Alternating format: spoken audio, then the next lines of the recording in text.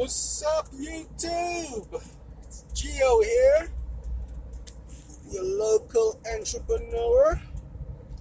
Just want to look at a Maytag washer where it is not completing the cycle. So it turns out it was the shaft and bearing assembly on the washer that needs to be replaced. So I got there, and as soon as I get to the door, this customer will not leave me alone. He just start talking how he's an engineer and he done put the machine in diagnostic mode already, and he done already have the error codes, and he been doing engineer work for years, and he worked for this company and that company, and just so much, just telling me all about himself and how much he knows and what he does, and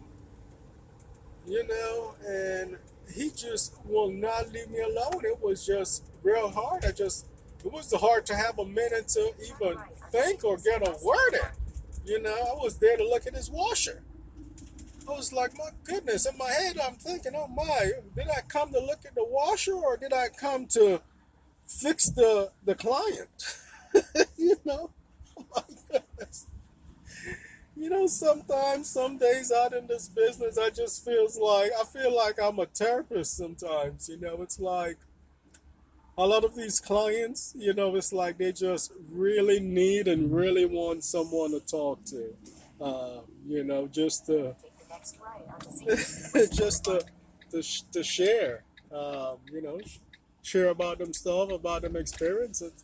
It's like sometimes I think it's like seems like they're lonely. I gotta make it right over here. Yeah, but it was pretty crazy. It's like, wow. But that's what you're gonna encounter a lot out there when you go to get a job done, to do a job. A lot of time you will find that the customer is right there. You don't have no much room to breathe, and that's definitely something you're gonna have to get comfortable with, because it's not like you could tell them to get out their own house, go to another room or something. You're just gonna have to get comfortable and deal with it. Customer service. Some customers, they love and they want to be right there in the action. So I basically did not even pull any tools out or anything on this washer. I just went, pull it forward, take a look underneath it.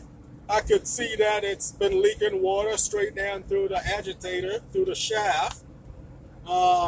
So I knew that it needed a bearing and shaft assembly replacement. And also I noticed that the water inlet line was, the water inlet valve on the washer, when I put the washer in diagnostic mode and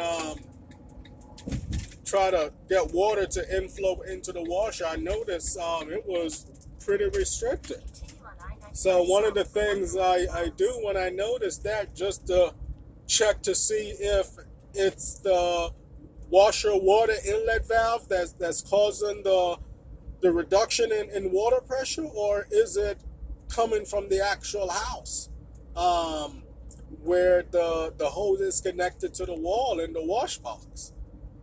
So one of the ways to kind of check if your washer has low pressure, and you try to, kind of narrow it down to see if it's the pressure from the house or the actual valve, you're going to have to shut that valve off in the wall, take the hose off the back of the washer, put it inside the machine, and kind of turn it on. Well, if this is a top loader, kind of turn the hose on so you could see if you have good pressure coming out the hose, or if it's the actual valve that's going defective from corrosion and sediment in the water. So, that's what to look for if you notice that you turn the washer on, it's not getting, not getting enough water in it. And his washer was throwing an LF error code on his Maytag washer, which was a long fill, which was indicating that the water inlet valve is defective. So that was one of the error code that he was getting. Other than it was also not completing the cycle. And when I took my hand and put it inside the drum and kind of turned the agitator, just kind of move it with my hand.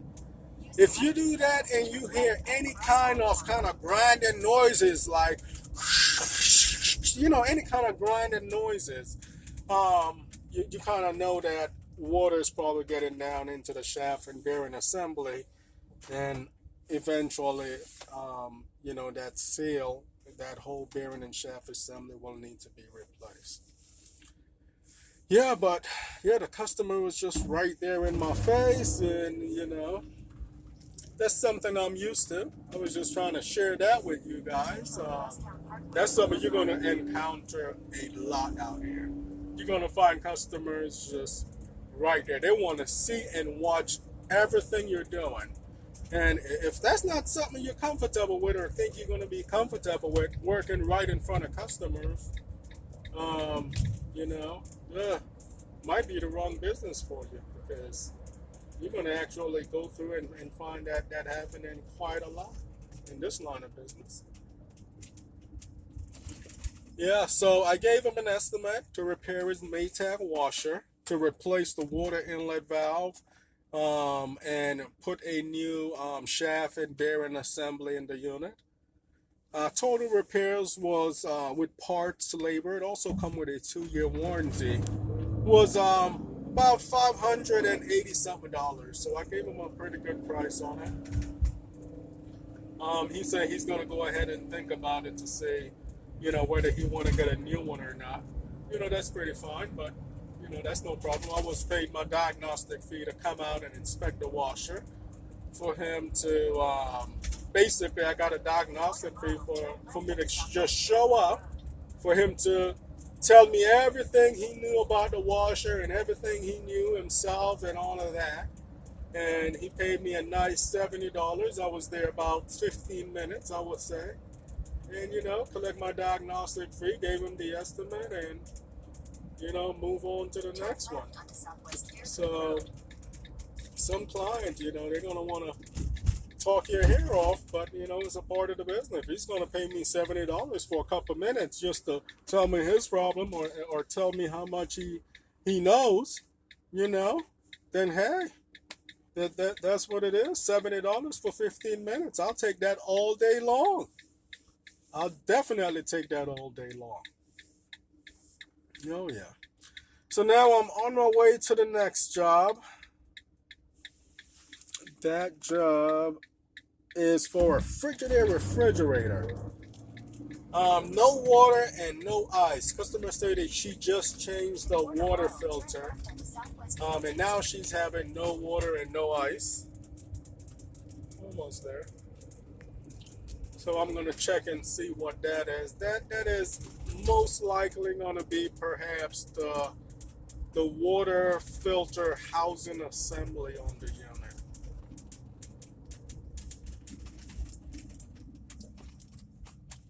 All right. Yeah, most likely that's what that's going to be. Well, thank you, folks. It's Gio coming to you again with another live one. I hope you guys out there having a very productive day out there. Hope you're really having a good, productive day. And yeah, continue being an obsessed entrepreneur. Ain't nothing wrong with that. You gotta love what you do, be obsessed about what you do, and grind at it all day long. That's how you become successful and stand apart from the crowd. Absolutely. I am here. I have arrived. All right, obsessed entrepreneurs. Have a good day.